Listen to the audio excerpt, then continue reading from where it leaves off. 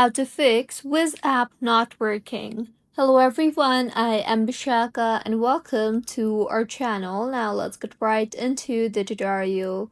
Firstly, make sure you are using the latest version of the application. To check, go ahead and open your app store and tap on the search bar there and search for Wizz. Here, make sure the app is updated to its latest version, and if not, then go ahead and update the app further. Mine is showing open here, which means the app is up to date. If not, it would show update instead of open.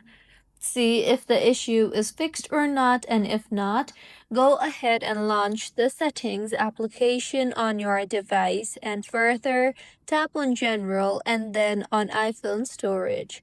Here, go ahead and navigate to the Wizz app and further tap on the offload app option and offload the app and reinstall the app again, as doing this will clear the cache in the application and will also fix bugs in the app.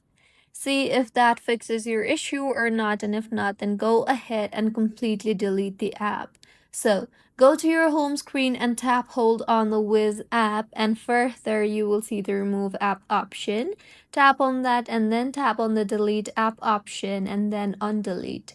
Once deleted, open App Store and search for Wizz and reinstall the application and reopen the app again, and by now your issue should have been fixed.